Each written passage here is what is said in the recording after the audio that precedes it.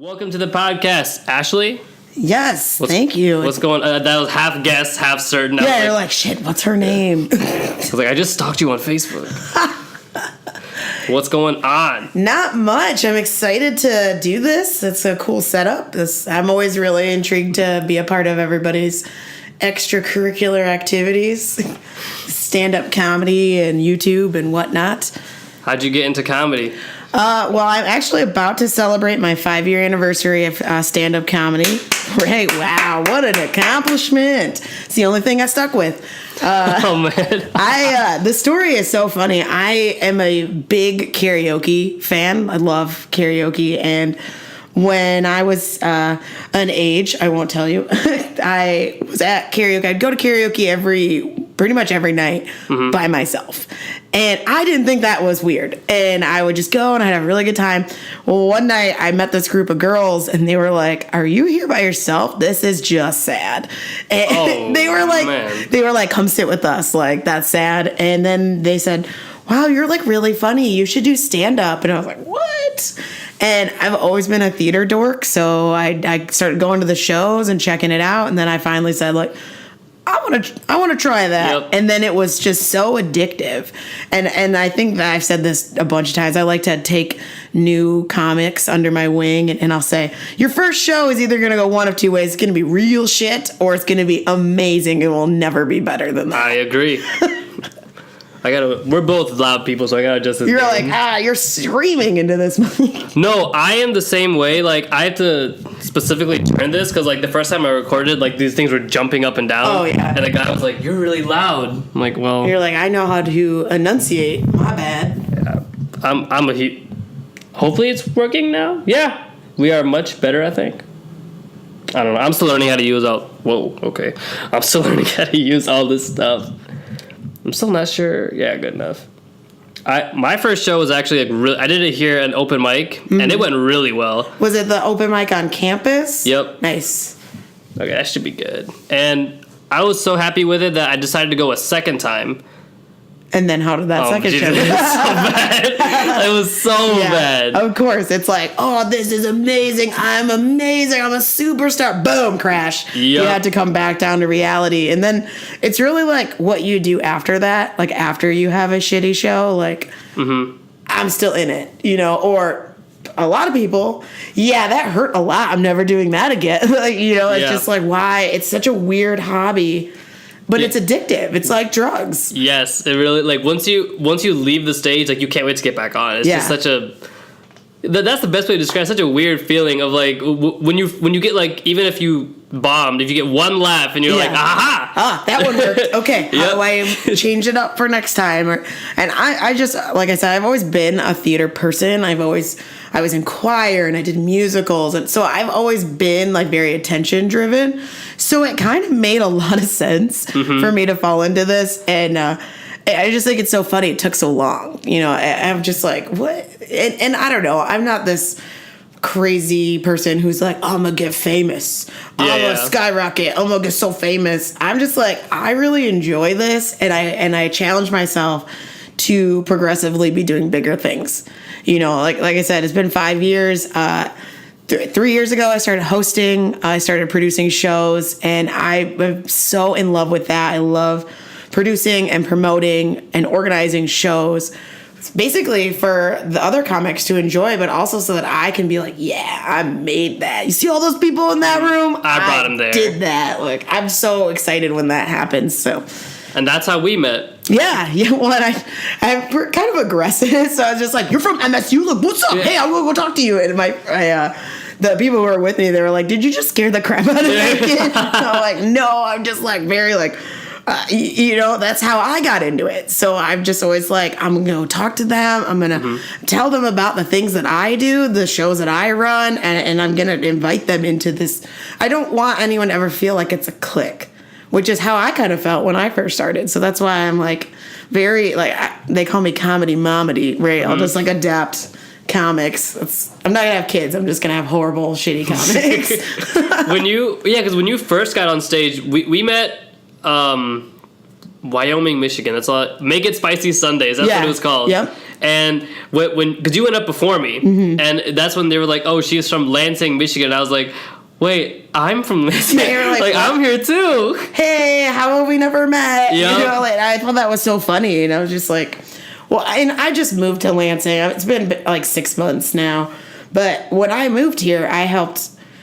More like I straight up was like, I'm taking this over, because no one was running like a centralized promotion for Lansing comedy. There wasn't really anyone like promoting all of the shows. Yeah. They would promote their own shows, but they wouldn't promote together. There was no unity, and I was like, I could do that. I like that stuff. I'll be the promo person. There's Michigan Comedy Network, but like you did it specifically for like Lansing. For Lansing, yeah. And there's quite a bit. I didn't know how much there was out here until you like invited me to that group. And I'm trying to like build it up. And honestly, in the 6 months I've been here, I've watched it grow just in that short amount of time. So I think given its centralized location and the amount of, because we have quite a lot of talented people in Lansing. I think that it could be so successful. Yeah. Like, oh my gosh, that's me. I'm in that group. And a lot of people just moved to the area as well. So it kind of was like, hey guys, we're about to flood your scene with this, fresh faces. Like, let's do this. And now here we go. And now I have a monthly show that I'm running, and I potentially have another venue. And we'll see. Well, just gonna shoot for the stars here in Lansing as long as I'm here. So you're actually doing stuff. Like you're really getting things done. Good for you. Yeah, I mean, trying. It's so funny because like other people talk about their kids or their pets or their degrees or their schooling, and I'm over here like, well, I got comedy, like doing a thing, kind of. I wrote a small bit about how I'm really Indian, but my parents. No way. But I've had people tell me that when I told them I was like, I want to do stand-up comedy, they're like, yeah, but you're Indian. I'm like, really? I didn't know. Holy crap, there's never been a mirror in my house ever. Like, what gave it away? What? You just start yelling. Like, what? No one told me. And right. And one of the things was like my parents never pushed me to be like a doctor, right? But they did push me to like, be the stereotype. Like, at least make enough money so that we can brag about you, sort of thing. Right. Don't disappoint us. Exactly. Yeah. Like please don't be shameful. Because a lot of parents, like, it's either a doctor or disappointment. Yeah. It's one or the other. Like, you are literally going to be this or we hate you. Yep. Thankfully, mine weren't, like, ever that extreme, right? Nice. Like, my mom definitely was, because like, I wanted to start off with, like, marine biology. And then she was like, okay, so... no. And then she like shifted me a whole different direction. No, that's wrong. I don't like that. But I got into, well, I'll say now because I got accepted into Johns Hopkins. Okay, cool. For biomedical engineering, and I rejected them. Oh, snap. Because, you're like, that's cool. Psych, I didn't go. I don't want to go, partially because it's like a 8-year contract. Yeah, it's really a huge commitment. Yeah, and I'm like, so by the time I leave, I'll be like 30. I'm like, no. That's just not going to happen. I know, man. Gross. What a horrible age. But that means, like, all I do is medicine, like, the rest of my life. I'm like, man, like, laughter is the best medicine. Oh, man. Boy, did that not work. The Patch Adams, the Indian Patch Adams. I know. God, shout out to Robin Williams. Oh, God, that movie makes me cry. That's so funny. My dad really thought I was going to be a lawyer. Was like convinced, because I've always been like this sarcastic, smartass, like very confident speaker. So he really thought like, yeah, she's gonna be a lawyer. She's just gonna take people down and be scary. And I'm like, yeah, but that requires like lots of school and money and school dedication, and I don't have those things. No. This is very. You're like the podcast just goes. Yeah. Like, Oh yeah. If you hear crazy. a sound difference. Because I've had to adjust this so many times before a podcast because my voice is just naturally like loud as fuck. Yeah. You're like, oops. And so is yours. Yeah, so we have two loud people in the same room. Like, should we just like step away from it? Like, just like physically move ourselves. 1, Can 2. you still hear me? But yeah, you know what? That's not a bad thing. That's actually a really good thing in comedy. It drives me up the wall when someone doesn't know how to enunciate and doesn't know how to hold a microphone properly, and they're like, the microphone's like way down here, and they're like, and you're like, what? And when are we supposed to laugh? Ha ha ha! Like we can't hear you, dude. It drives me up the wall, and it's like I'll tell new comics like, it sounds gross, but you're pretty much sticking this microphone in your mouth. Like you just need to be like right into this mic. You can hear them like breathing on it. Yeah, or they say peas, and it's like pa pa pa, and you're like, okay, calm down. Like when Chris Rock does it, it sounds cool. When you do it, it just sounds gross, epileptic. And I'm like, ew, I'm gonna get something when I go use the mic next. Oh, like, that's true. You're just like licking the mic. And now I have to lick the mic. That's why we all get the flu. You know what I mean? Like, I think that's what it is. That's what it is. We should just like disinfect in between comics. That'll be my new job. That's not a bad idea. Just like walks up like the mom, like, just wipe that down. There you go. Now it's your turn. Because you've got to think, like, not looking back at it, I'm like, there actually were some people who I would question because before they got up on stage, yeah, oh my God. I'm like, oh no, man, no. My hand's got to go there too. When is my turn? Oh, gross, it's after yours? Oh no. If strippers have someone who cleaned the pole. Okay, I was going to say the same thing. That's so funny. In my mind, I was like,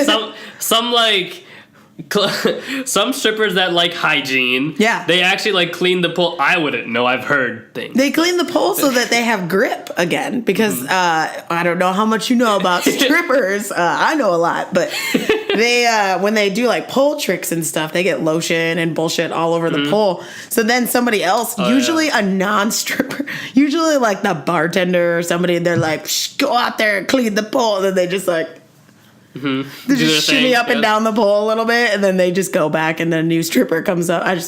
Maybe we should have a pole girl in between. For comedians? Yeah, for comedians. It just wipes the mic off. That'd be funny. I like that idea. I'm going to suggest it. Especially during this gross-ass flu season.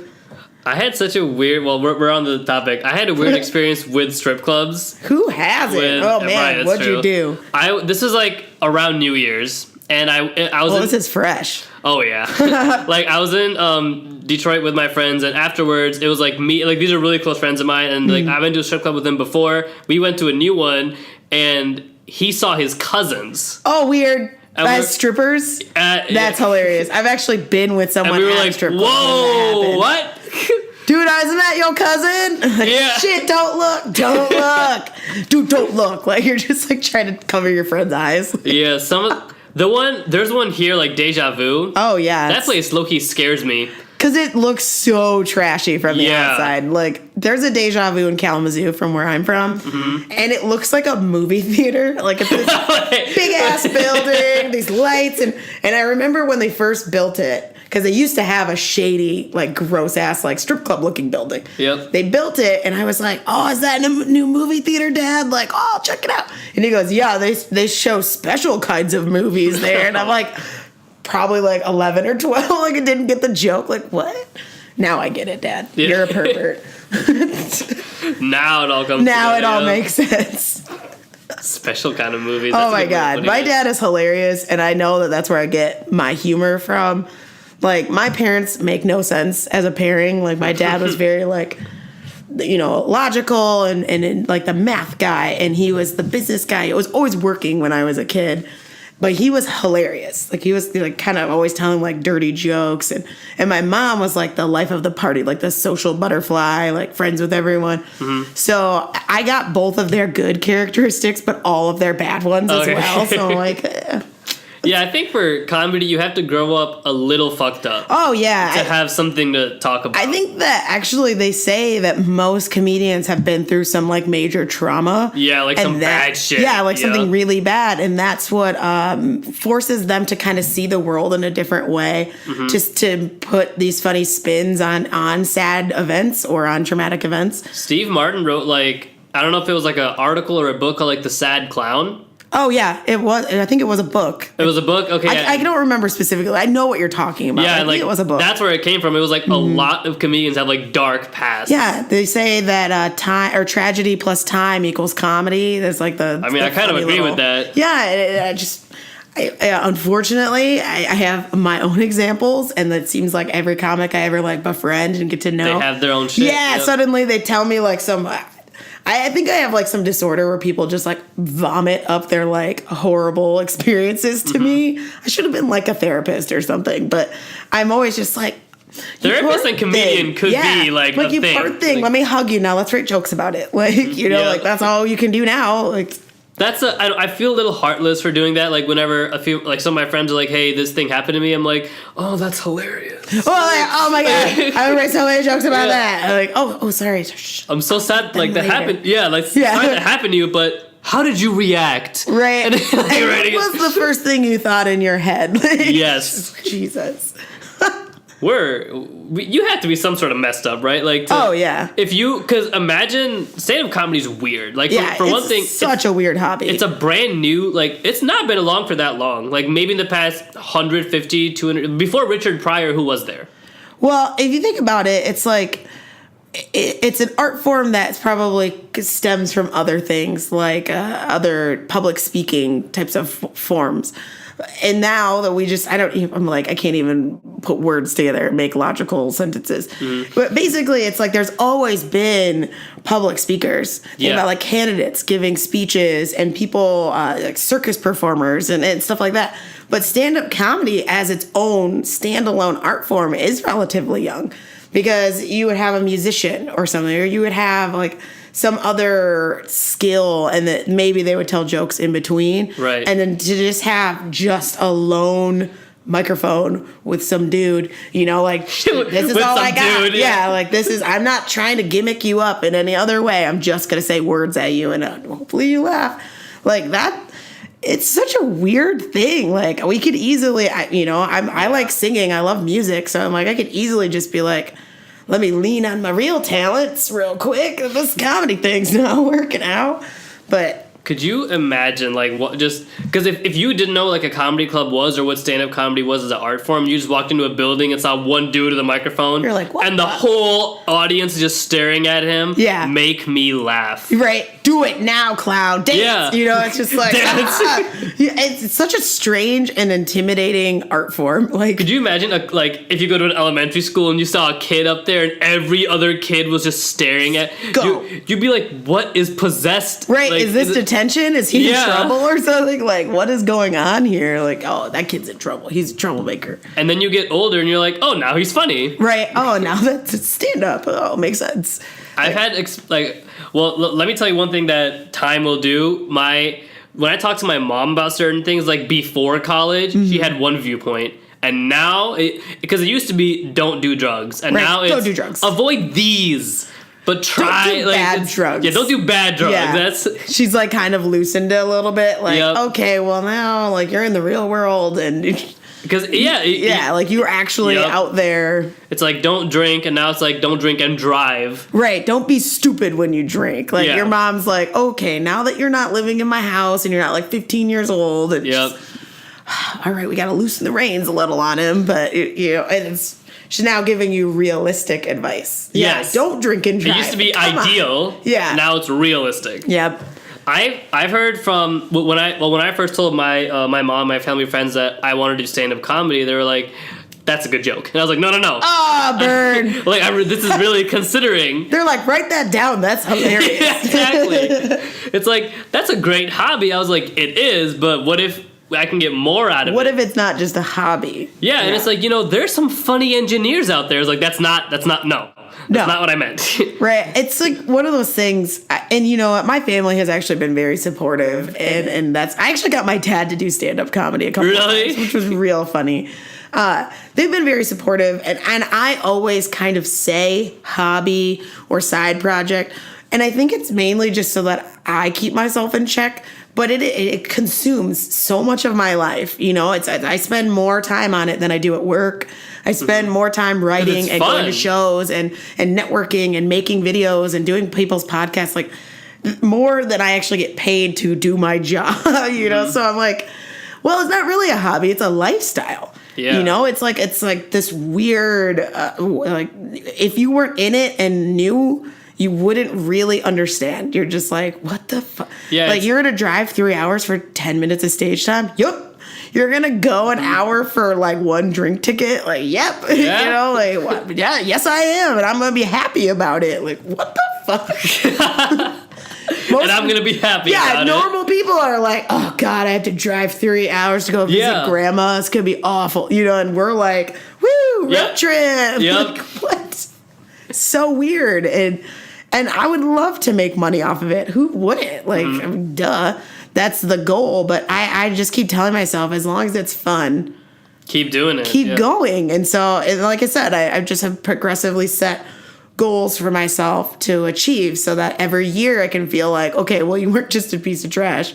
Like, you wrote new jokes. Good for you. That's the bare minimum, you know. Yeah, you see level. Progress. Yeah, but I want to go bigger. I want to be a better host. I want to produce bigger shows.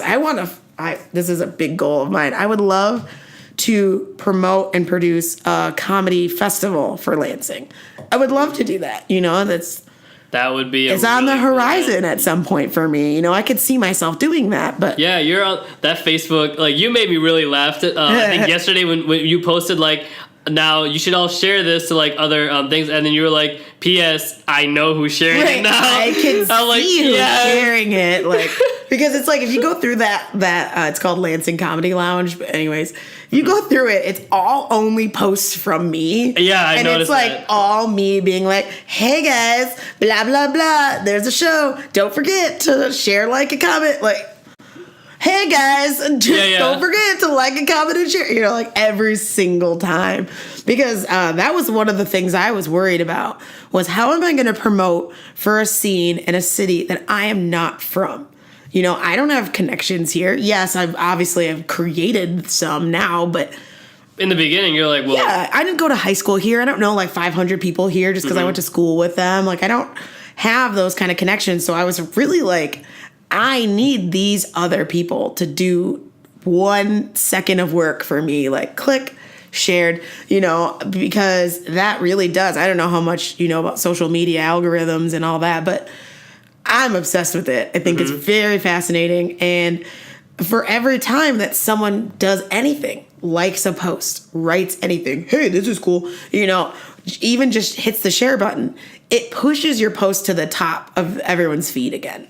So it just continuously moves it around. And that's what you want. You want it to just keep moving, not to drop down to the bottom. So there I am. Don't forget to like, comment, and share. Make sure you follow Comedy in the Capital, blah, blah, blah, blah, blah. You know, just like being, you know, obnoxious kind of about it. But it works. Somebody needs to. And it's literally a role that I saw needed to be filled. And I was like, I got this. So... yeah, there's one thing too, because when I first like started stand up, I didn't know anyone, so I'm like, if it's about who you know, then I'm screwed. Yeah. So instead, it's like, make yourself the person that people would want to know, like want to get. You know what I mean? And also, like, if we're not putting out there, like, if we don't have a centralized page, how are new people who want to try stand up ever going to get into it? Because they don't know how to. Right. They might find the open mic on campus, or they might find you. Yeah, they might stumble into Crunchies or something. They might just accidentally find it. But wouldn't we want them to find it if they're looking for us? Like, if you type into Facebook Lansing Comedy, you will find us. You know, that's what I wanted. I wanted it to be easy. So, you know, comedy scenes will die if there are not new people constantly joining. It's the truth. People move on, people stop, people move to new cities, that people go to improv or, you know, other forms of performance art, so they're not doing comedy anymore. We're constantly seeing this like turnover, and you want new people, new voices, new viewpoints. But in a kind of shameless way, you also want new people because they bring their friends and they put that new word out. Not shameless at all. Yeah, it's real. That's what you need. You need an audience to perform for. Yeah, like hey, obviously. It's real fun when there's 2 people in the audience, you know, like, oh, this is going to be horrible. Like, that first open, like when I met you, that first open mic, that was the first one I ever had to drive to go to. Oh, really? So that was like your first traveling show. Oh, literally just started this. That's so fun. Like, I took like a 6-month break from comedy because I have like engineering stuff here to do. Yeah, you're like, I'm busy. I have like a schooling and stuff. Well, now this is my, like, I'm a senior here. This is my last semester. I have have nothing to do but like this, like YouTube, and that's why you're throwing yourself in completely all into it. Yeah. Nice. Well, and that's kind of fun, you know, like it, and comedy. It's so fun. It really is kind of a roller coaster ride. Like you'll go through these phases where like right now you are in like, I'm so about it, like woo kind of phase. Like I'm going to go real hard. I'm going to sign up for everything. I'm going to meet people. I'm going to network. I'm going to get as many spots as I can. And then you go through like a depression phase where you're like, oh, I don't know. I've been having some bad shows. Like this sucks. I'm going to write more. I'm going to take a break. I'm going to write. And then you're like, oh, I haven't signed up for shows. Why am I not on stage anymore? Like, and then you go in this cycle, like, I sign up for everything again. And it's just a cycle. Mm-hmm. Like, and you fall back in love with the hobby and you throw yourself in and then you get depressed and you start writing and you lock yourself in your room for 6 months and then you go back out. Back at it. Yeah, it's weird. And so like, that's what I say. Like, it's a roller coaster ride. And I'm an adrenaline junkie, which is so funny because I'm afraid of heights and like all sorts of danger. I tell people, I'm like, I'm not afraid of heights. I'm afraid of falling. Right. You're like, so let's get the actual physical danger. Yes. But it's like that adrenaline that you feel when you're like, you know, maybe in a dangerous situation. Like, are you afraid of like airplanes, like flying in one? I get nervous, you know, okay. like I once we're in the air, I'm like, we're good. But it's like actually taking off and sometimes landing, I'm like, you know, I start freaking out and I panic. And it, like, even in the line for a roller coaster, I like you know, I'm like an anxious person. So I'm just like, oh God, we got to wait for 2 hours for this bullshit to be scared the whole time. Like, what the hell are we doing? And by the time we get to the roller coaster, I'm like full blown freaking out. And then by the time the roller coaster's over, I'm like, that was awesome. Yeah. Like, just like, what? Like full 360 the whole time. But that same feeling that like, I'm so nervous. I'm so scared. Oh my God. There's like, just, you could feel like the adrenaline running through your body. Yeah. Like you're like hair stands up, feels like you're like, that feeling is how I feel right before getting on stage. And I love it. I love that feeling. I like want to capture it somehow. Like drugs, man. That's a drug. I know. Like, it's like, why would you, like, if anyone actually tries to do it, I'm like, I would never do drugs at this point. Cause it's like such a crazy high just to be on there. I already got a good drug. That's not, you know, illegal. But it is addicting. Yeah. And I don't have to shoot anything into my arms. That's true. It's pretty nice. It is. It's so addicting. The worst sickness you can get is if someone, like, you know, swallows the microphone and you gotta, like, use that. Yeah. That's the worst case scenario.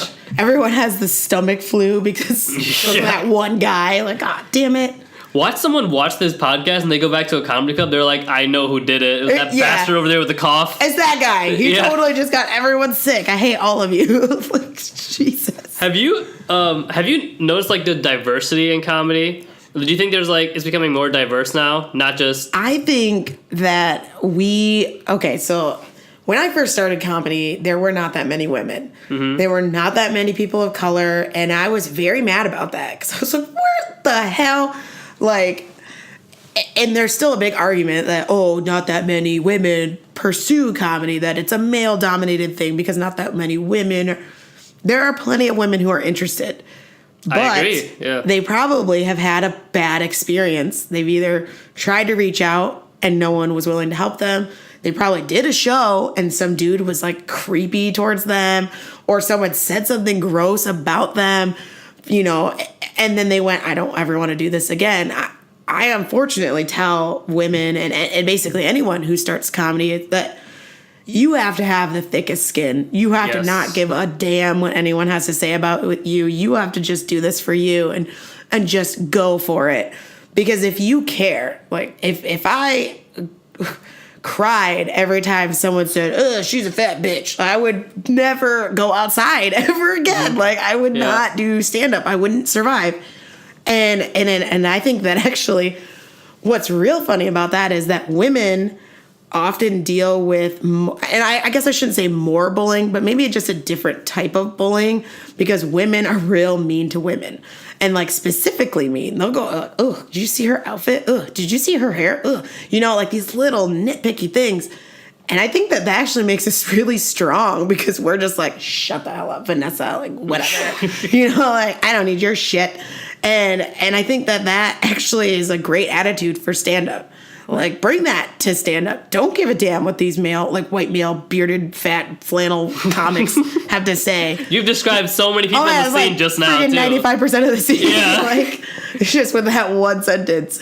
And I think in the 5 years that I've been involved, at least in the Michigan stand-up comedy scene, I have seen more women join, and I have seen more people of color join, and I'm really excited about that, and I hope that we are being more accepting and inviting, and that, because there are so many different forms of comedy. You know, like if someone says like, oh, it's a black comedy room.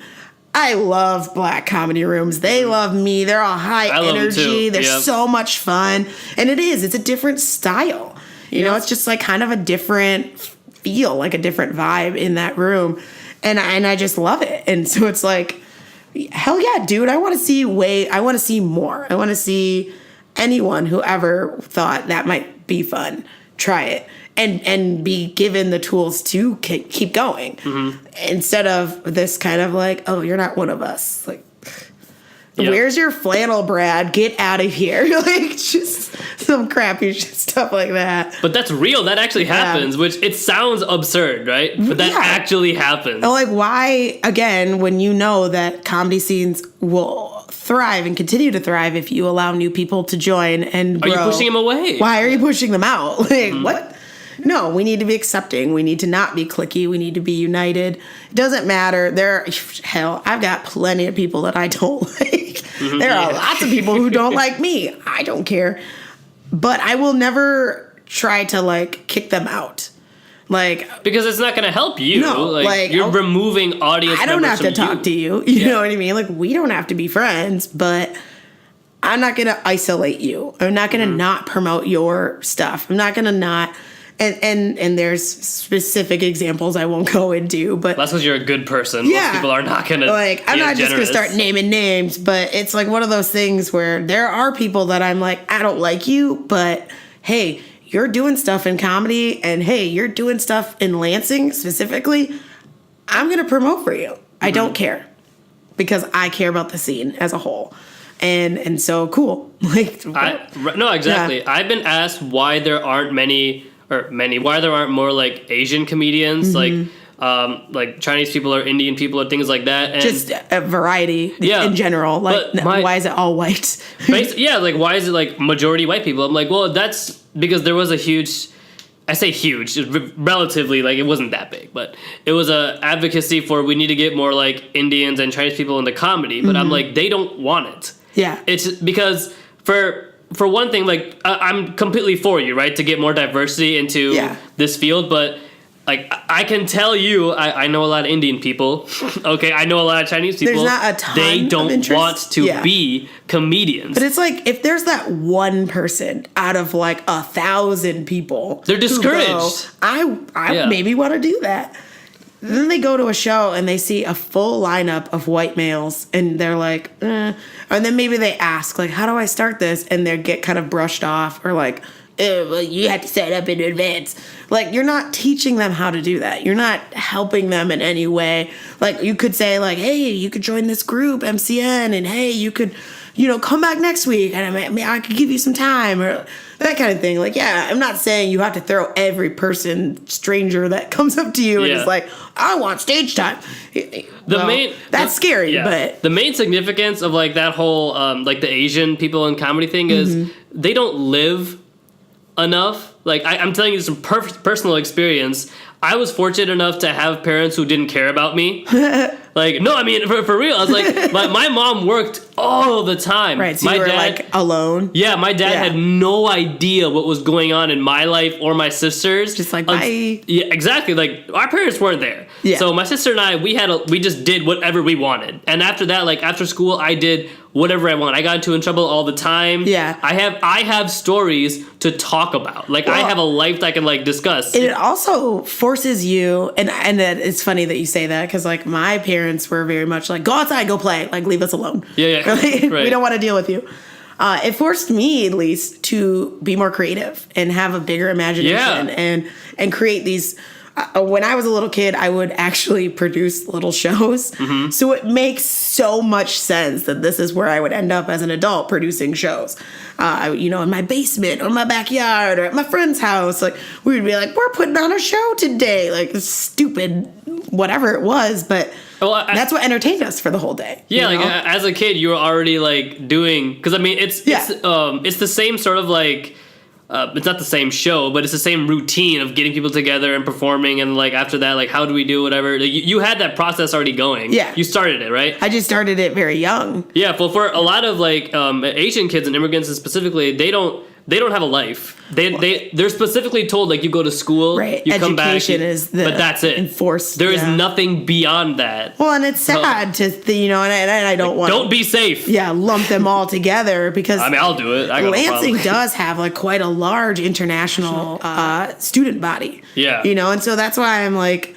Again, if you say we're a student, an international student at MSU, and you went to a comedy show and you saw the lineup and you went, well, damn. Yeah, exactly. No one that looks like me is here. No one that might potentially have my perspective is here. Yeah, you might feel like, oh, we're not really involved in this or we're not really welcomed. And it's like, no. Which is not true. Yeah, we're like, no. We just don't. If I could just grab people off the street and be like, you're doing stand-up comedy now. Like if I just could somehow see like a beacon of light coming out of someone's head, like that guy's interested in comedy. I want to go get him. I'm going to run over there. I'm going to go talk to him and give him all the info Even he for like needs. 3-5 minutes, like it's... For one thing, it's a form of public speaking, right? Which is already hard to do. People hate public speaking, and I'm over here like, I love it. Yeah, freaking weirdo. Like we're so good at public speaking, we're talking to a microphone even when there's no one here. We enjoy it for no reason. It's I just think I think everything that's like amazing and you love is on the opposite side of fear. Mm-hmm. And if you can get over your fear of public speaking, get over your fear of what people think about you, then you're golden. Right. And especially those are two very big, important hurdles you have to get over if you ever want to be in any form of performance art, really, or anything. Like, if you care what people think, you are screwed. You better stop giving a damn real quick. Yeah, you're screwed. Which, you know what? That's hard. And I know, like, you're young. It's really hard when you're young, oftentimes, to give that up. And I know as I've gotten older that it's slowly... I've given less fucks, and I just can't wait to be an old, cool lady, like with a sleeve and a motorcycle and like being all badass and just not giving any shits about anything. Like, oh, I'm gonna be so funny. I just like really let the floodgates loose then. Yep. That's gonna be great. I can't wait. That is our time. Nice. Thank you. Do you want to give a shout out to social media or anything? Just sure. That camera is all you. Cool beans. If you want to follow me, my name is Ashely Stommen. Check me out. I'm a big Instagrammer and Twitter. Okay, but Instagram was where it's at. I also have a YouTube channel. You could search Ashely Stommen. You'll find me. I'm obnoxious. I put up lots of stuff. So check it out. Thank you guys so much for watching. Stay fresh. Stay golden. Booyah.